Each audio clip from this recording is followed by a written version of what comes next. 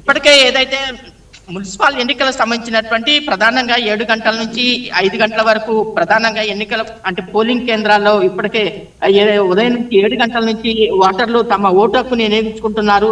ప్రధానంగా ఏదైతే మున్సిపాలిటీ ఎన్నికలు జరుగుతున్న సందర్భంలో ఇప్పటికీ రాత్రి వరకు ప్రధాన రాజకీయ పార్టీలు మొత్తం కూడా ఓటర్లను ఏదైతే దాదాపు అంటే 2000 నుంచి 5000 వరకు ఓటు మొత్తం కూడా ప్రలోభాలు పెట్టినటువంటి సందర్భం ఒకవైపు నెలకొంది. రెండో వైపు ప్రధానంగా ఓటర్లను ఆకట్టుకునేందుకు అనేక తాయిలాలు కూడా ఓటర్లకు ఇచ్చిన సందర్భం అయితే ఉన్నది.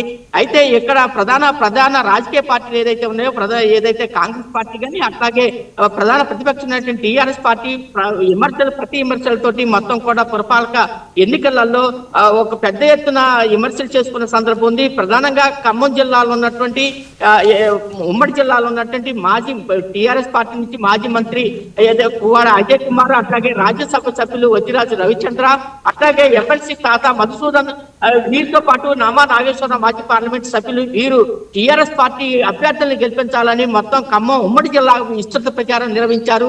వారితో పాటుగా ఏదైతే అధికార పార్టీ అయినటువంటి కాంగ్రెస్ పార్టీ నుంచి ఉప ముఖ్యమంత్రి బట్టి విక్రమార్క, అట్లాగే రాష్ట్ర వ్యవసాయ శాఖ మంత్రి తుమ్మల నాగేశ్వరరావు, రెవెన్యూ శాఖ మంత్రి పొంగిలేటి శ్రీనివాసరెడ్డి, మిగతా ఎమ్మెల్యేలు కూడా వారి యొక్క ఖమ్మం జిల్లాలో ఉన్నటువంటి ఏదైతే ఖమ్మం ఉమ్మడి జిల్లాలో ఉన్నటువంటి అనేక పురపాలక ప్రధానంగా మున్సిపల్ ఎన్నికల్లో ఉన్నటువంటి కాంగ్రెస్ అభ్యర్థులను గెలిపించాలని విస్తృత ప్రచారం ఇచ్చారు. వారితో పాటు ఇప్పటికే ఏదైతే సిపిఐ పార్టీ కూడా సిపిఐ అగ్రనేత నారాయణ గాని, కోనేని సాంబశివరావు గారు, అట్లాగే మిగతా సంబంధించినటువంటి పోటీ చేసినటువంటి అభ్యర్థుల్ని అంటే సిపిఐ అభ్యర్థులు గెలిపించాలని విస్తృత ప్రచారం ఇచ్చారు. అయితే వాటితో పాటు సిపిఎం అట్లాగే న్యూ డెమోక్రసీ మాస్లైన్ పార్టీలు కూడా ఈ యొక్క ఏదైతే పురపాలక సంఘాలు ప్రధానంగా మున్సిపల్ ఎన్నికలలో అభ్యర్థుల్ని పోటీ చేయించి విస్తృత ప్రచారం నిర్వహించారు. అయితే పొత్తులు కూడా గతంలో సిపిఐ కాంగ్రెస్ అనేటువంటి పొత్తు ఉండేది.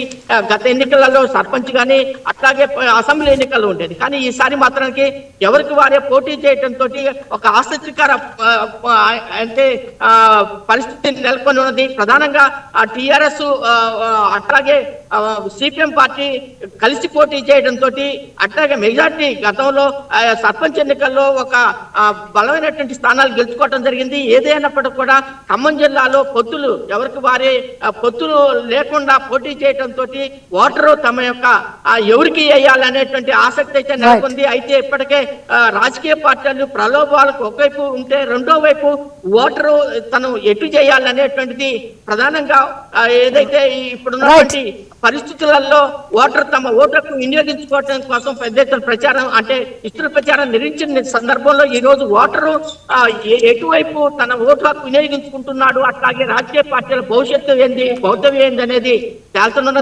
అయితే ఇక్కడ ఉన్నటువంటి పరిస్థితుల్లో ప్రధానంగా ఉదయం నుంచి 7 గంటల నుంచే పోలింగ్ కేంద్రాల వద్ద విస్తృత బందోబస్తు అయితే నిర్వహించారు. బందోబస్తు సంబంధించినటువంటి వివరాల్లో ప్రధానంగా ఏదైతే పోలీసు ఉన్నతాధికారులు కానీ అట్లాగే ఎలక్షన్ అధికారులు ప్రధానంగా ఏదైతే ఎలక్షన్ నిర్వహించి పోలింగ్ కేంద్రాల వద్ద ఎలక్షన్ అధికారులు అట్లాగే ప్రధానంగా